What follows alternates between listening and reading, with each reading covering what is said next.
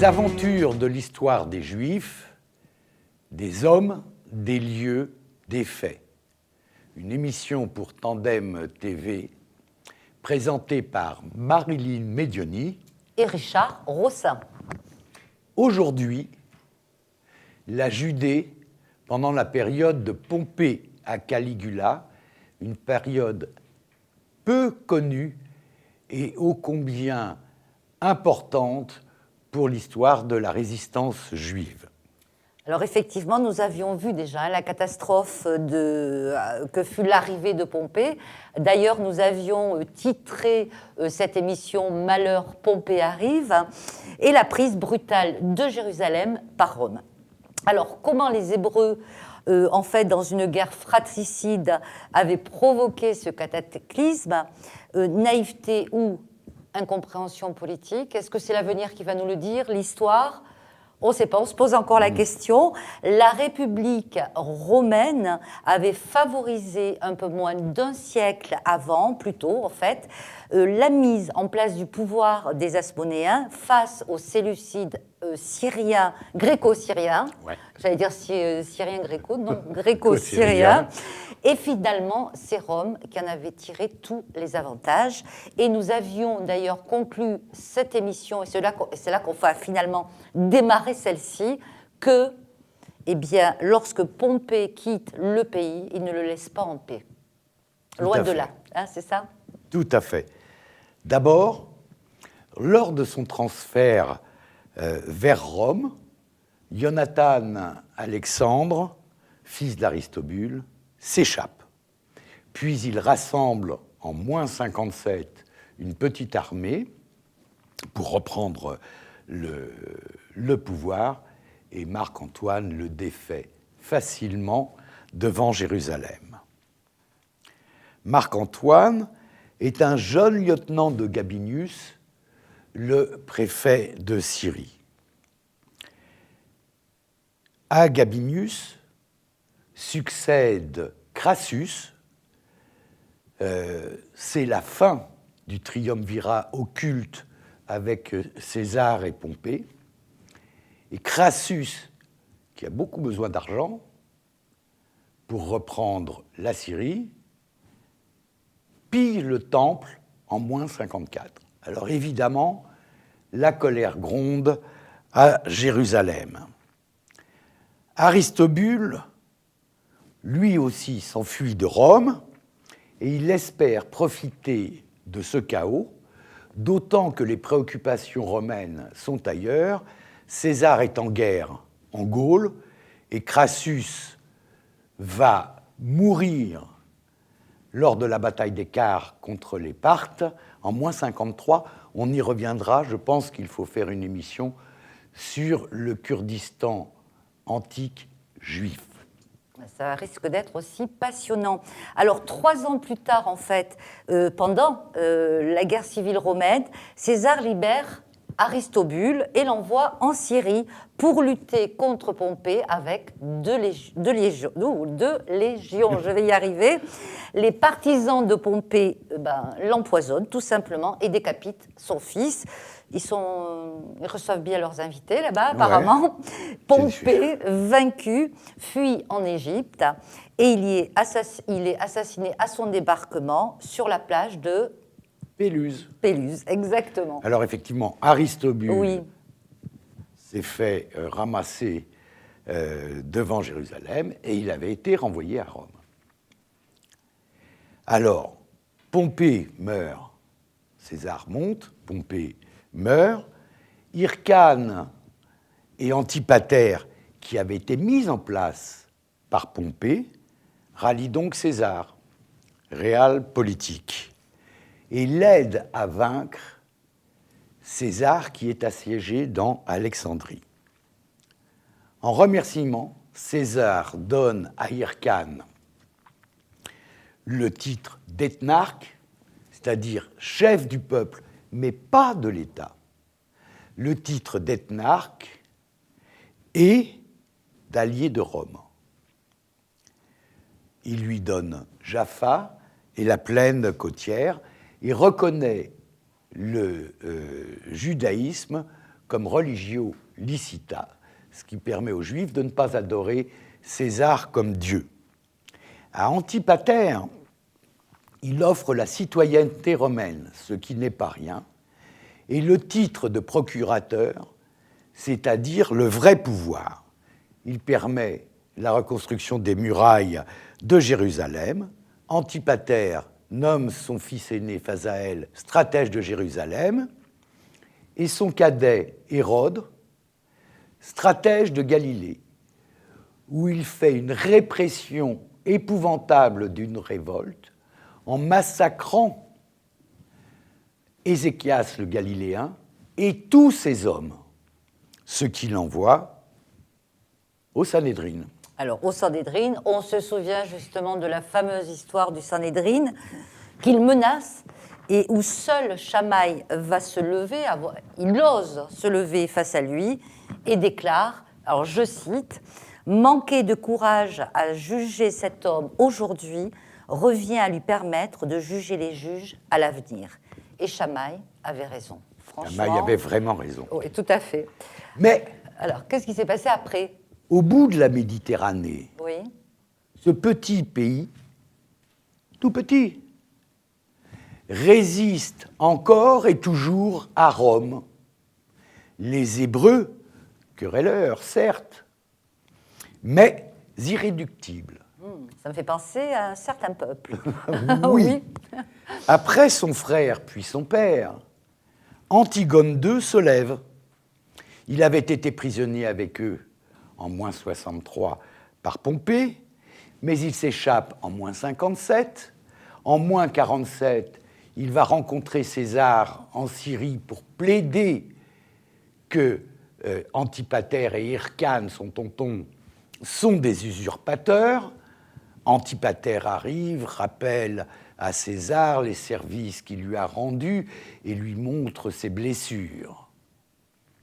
3 ans plus tard, à Rome, César est assassiné.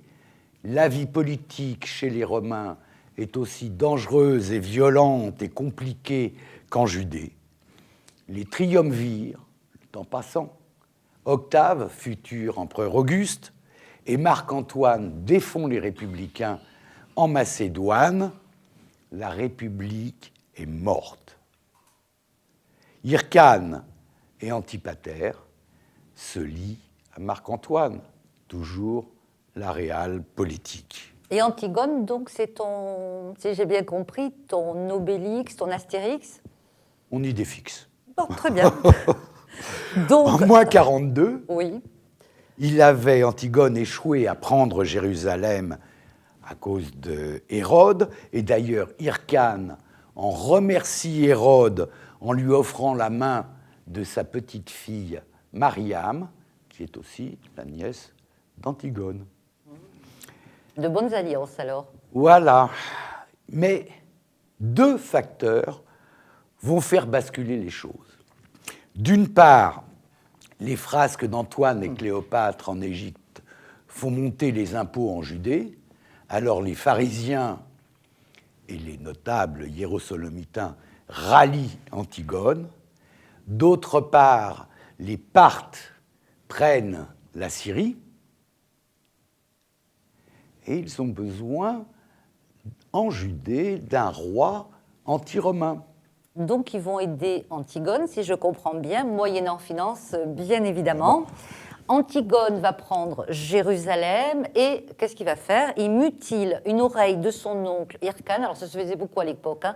C'était le nez, l'oreille, etc. Pardon? C'était pour qu'il ne puisse plus assumer la prêtrise. Tout à fait, puisqu'il fallait qu'un prêtre soit ce qu'on va dire tahor, c'est-à-dire pur, qui soit complet, voilà, tout ça fait. Donc il va lui couper cette oreille pour qu'il ne puisse plus prétendre à la prêtrise.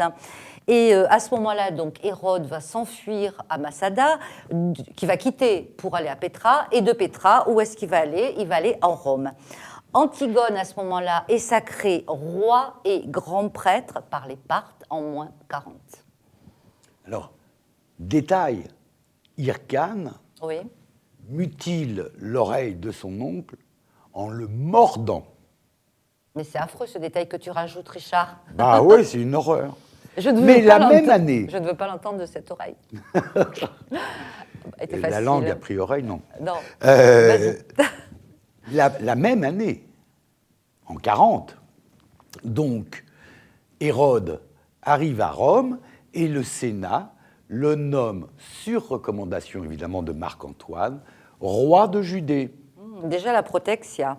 2 rois, tu vois. C'est en moins 40. En moins 39, il débarque à Akko. Les troupes syriennes qui viennent de reprendre, les troupes romaines qui viennent de reprendre la Syrie sous le commandement de Sosius rejoignent Hérode. En 38, la Judée et la Samarie sont perdues, et la Galilée sont perdues, et commence, en moins 37, le siège de Jérusalem.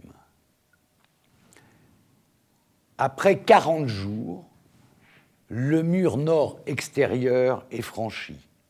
15 jours plus tard, le mur intérieur aussi est franchi. Alors les Romains rentrent dans le temple et se répandent dans la ville, et comme en moins 63, violent, pillent, massacrent, au point que Hérode va soudoyer Sosius pour qu'il ne le laisse pas roi d'un pays désert, dit-il. Incroyable. Et Antigone, donc, qui s'était rendue à Sosius à ce moment-là, est envoyée à Antoine, qui, à la demande d'Hérode, qu'est-ce qu'il va faire? Il le fait décapiter à Antioche. Et oui. Hérode est roi par la grâce de Rome. Certes, Hérode est un grand bâtisseur. Banias, Aphèque, il reconstruit les villes détruites par le tremblement de terre et les renomme en l'honneur d'Auguste, Sébasté et Césarée. À Césarée, il expulse les Juifs, mais il bâtit un extraordinaire aqueduc de 180 km de long, d'ailleurs, que l'on peut toujours voir. Et puis, des forteresses sont bâties ou restaurées, comme Massada. Des bâtiments sont érigés. Le plus célèbre, c'est le tombeau des patriarches à Hébron. Qui est magnifique. Magnifique. Tout à fait. Et bien sûr, le chantier qu'on peut qualifier de pharaonique du temple, qui va durer 63 ans et dont il ne verra jamais la fin. Mais il est aussi un peu paranoïaque, puisque... Un peu, un peu beaucoup, voilà. Puisqu'il va faire assassiner son épouse adorée, heureusement qu'elle fut adorée, autrement on ne sait pas quel sort il y aurait réservé, et 3 de ses fils, qui fait dire à l'empereur Auguste précisément, à la cour d'Hérode, il vaut mieux être un porc plutôt qu'un fils du roi. Ça, c'est incroyable, mais c'était assez sauvage voilà, là-bas à l'époque. Après une agonie longue et douloureuse, il meurt en moins 4 à Jéricho. Hérode avait voulu être aimé de son peuple et de Rome. Mission impossible. Son héritage est partagé entre ses 3 fils. À Archélaüs, la moitié du royaume et le titre d'ethnarque. Celui-là, comme son père, réprime sauvagement une révolte à Pessar. 3000 morts dans le temple. 3000 morts dans le temple. En plus, ses frères commencent à contester son héritage. À Shavuot, des Juifs massacrent des Romains. 3 chefs rebelles se déclarent eux-mêmes Messie. C'était la maladie des Juifs de l'époque. Il y en a toujours eu, hein, en même temps. Ouais, mais alors là, 3 d'un coup, c'était trop. À la même période, et ils incendient les palais hérodiens. Varus, le général romain, Varus, en fait crucifier 2000 autour de Jérusalem. Le long d'un chemin, en fait. Ouais. C'était ça, l'histoire? Autour. Autour, c'est-à-dire Autour, quand on ouais. passait, on voyait en fait le chemin des crucifiés et on voyait chaque fois un crucifié. Ces 2000 crucifiés-là ont été largement oubliés. Au terme donc de 10 ans de pouvoir, Auguste Se réveille. se réveille, oui, il n'a pas été crucifié, lui, dépose Archélos. On prononce comme ça, Richard? Parce que j'ai Archélaus. hésité, Archélaus, hein, je Ouais. pense que c'est mieux, ça fait un peu plus Ouais. romain. Et l'exile à Vienne, Vienne, pas la Vienne de Sissi, hein, bien évidemment, Côté Vienne Lyon. en Gaule, voilà, puis envoie Quirinus transformer la Judée en province romaine. Disparition donc de l'apparence autonomie qu'on pensait avoir à l'époque. Et Quirinius, en bon gestionnaire fiscal, organise un recensement de la population. Sacrilège pour les Juifs, on ne peut dénombrer les enfants d'Israël. Très juste. Le mouvement zélote naît très exactement à ce moment-là, et la révolte est menée par Judas le Galiléen, le fils de l'Ézéchias qu'Hérode avait tué. Les révoltés sont crucifiés. C'est une manie romaine. C'est une façon de mettre à mort, en fait. Hein. C'est considéré comme la façon la plus ignominieuse de mettre à mort, et elle était en principe à Rome réservée aux esclaves en fuite. Ça en dit long sur la perception des choses par Rome, que l'on prétend dans les manuels tolérante. Elle a mis le monde entier à feu et à sang. Pour mémoire, les préfets romains, comme du temps des Grecs, vendaient la charge de grands prêtres et les déposaient à leur gré.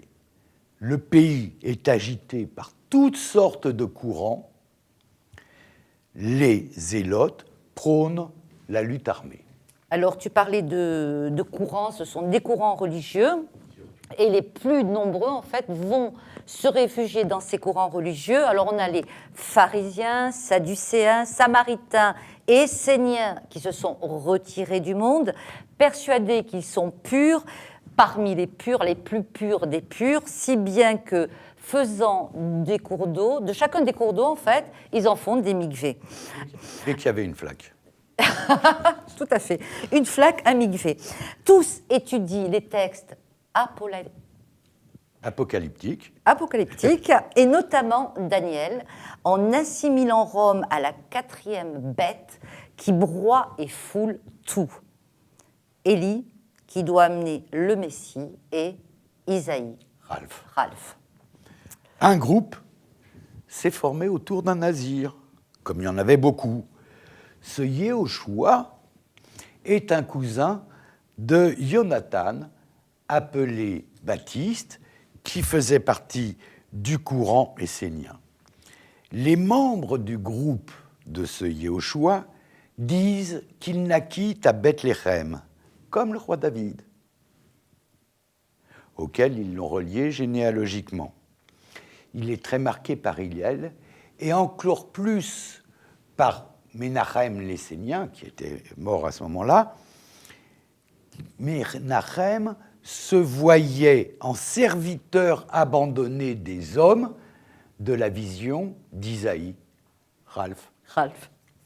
Et qu'Hillel avait excommunié. Ménachem, en -4, est tué par les Romains pour trouble à l'ordre public, et son cadavre est abandonné dans la rue pendant 3 jours. Et ses disciples prétendirent qu'il avait ressuscité et était monté au ciel dans une nuée comme le prophète Élie. Moi, ça me rappelle quelque chose d'autre aussi. Tu veux parler de Yehoshua? Oui. Dit Jésus. Bravo. Alors, Jésus suivit son maître en Égypte, en revint, comme Moïse en fait, et entra dans le pays comme Josué, donc son homonyme aussi en hébreu, et ses disciples au nombre de 12, comme les 10 tribus d'Israël. Les 12. 12 tribus d'Israël, Oui. tout à fait. Oui, non, mais tu avais 12 dit 10 apôtres. parce que tu as dû penser aux 10 tribus perdues. Ah bon, peut-être. Et disent Excuse-moi. qu'il a fait, c'est pas grave, et disent qu'il a fait donc des miracles en Galilée. La suite, on la connaît, les pains marchaient sur l'eau, etc. À Rome, Tibère, fils adoptif de l'empereur, succède à Auguste en 14. Il est soi-disant tolérant, mais il fait interdire, sous peine d'enrôlement obligatoire ou d'expulsion d'Italie, les cultes zoroastriens et juifs dont il se méfie. Alors que la Judée est sous le terrible joug et l'incroyable cupidité des préfets romains, dans l'Empire parthe, les Juifs, les Judéens vivent libres. Des villes y sont même exclusivement juifs, comme Nearda, Pumpedita, Matameasia, Marouza, banlieue de Ctésiphon, la capitale. Les Juifs y ont un chef politique, le Roch Galout, qui siège au conseil du roi.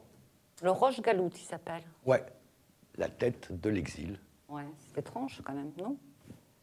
Les Juifs n'ont jamais oublié. Depuis Jérémie, ils savent, si je t'oublie, Sion, que... C'est-à-dire, tant qu'ils n'étaient pas sur Jérusalem, ils avaient l'impression d'être en Galoute, en fait? D'être en exil, absolument.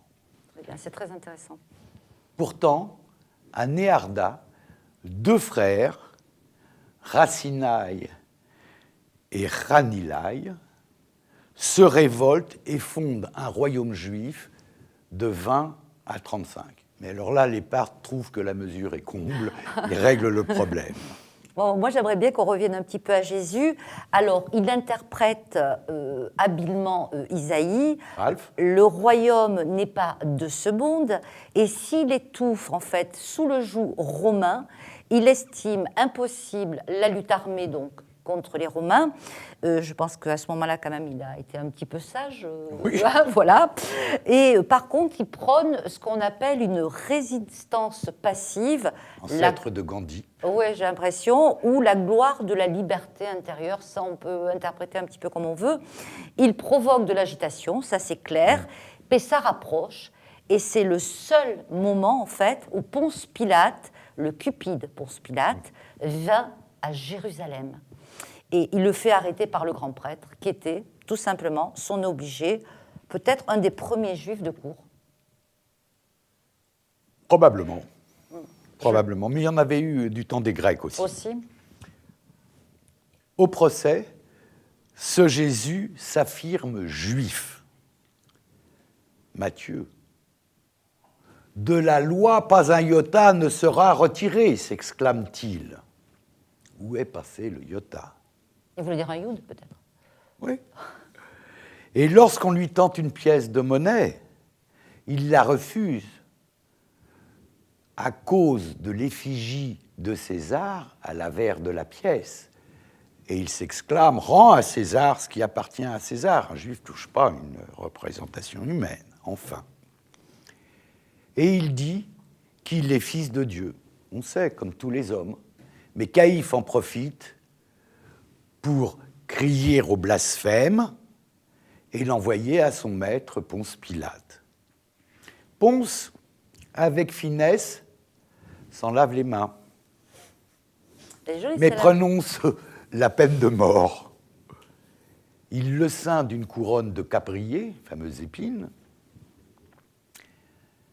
fait inscrire sur le bois du supplice INRI, Jésus le Naziréen, roi des Juifs, pour bien signifier le crime de lèse-majesté. Seul Tibère peut être roi des Juifs pour les Romains. Et à Rome, Tibère meurt en 37. Son petit-neveu Caligula lui succède dans l'allégresse populaire. Agrippa Ier, petit-fils d'Hérode, élevé à Rome cependant, et ami de Caligula, visite Alexandrie en 38. Les Juifs l'acclament tant et tant que les Grecs se moquent et leur disent puisque vous aimez autant Caligula, faites-lui des statues dans vos synagogues. En fait, c'est Caligula qui demande vraiment à ce que des statues soient de lui, à son effigie, soient mises dans les lieux de culte, un peu comme Antiochus Épiphane, Antiochus IV. Mais quand il lance ça, les Grecs d'Alexandrie exultent et une émeute éclate. Et les maisons des Juifs sont pillées, ouais. Les habitants torturés et massacrés. Et en fait, c'est l'épouvante, et ça sera le premier pogrom de l'histoire, donc fait par des Grecs. Il y a 400 maisons qui vont être détruites, les rescapés sont errants, hagards dans les rues, ceux qui essaient de s'enfuir sont massacrés, bien évidemment, ils sont attachés à la cheville par des lanières, ils sont traînés dans la foule, puis foulés à mort par la populace, et jamais, jamais un seul des Romains n'interviendra. Oui. En 38, donc Caligula demande des statues à son effigie, y compris dans le Saint des Saints à Jérusalem. Alors là, la population est là-bas au bord de l'émeute contre les Romains. Agrippa prend des risques énormes pour aller plaider devant l'empereur, son ami, une défense du judaïsme. Mais en fait, même s'il obtient la royauté de Judée de Caligula, c'est l'assassinat de Caligula le 24 janvier 41 que les choses s'arrêtent. Claude succède à Caligula et confirme la royauté d'Agrippa des mois précédents. C'était une émission du tandem Marilyn et Richard, bien sûr, pour Tandem TV. À très vite sur le canal 14 du bouquet Anatel pour de nouvelles aventures.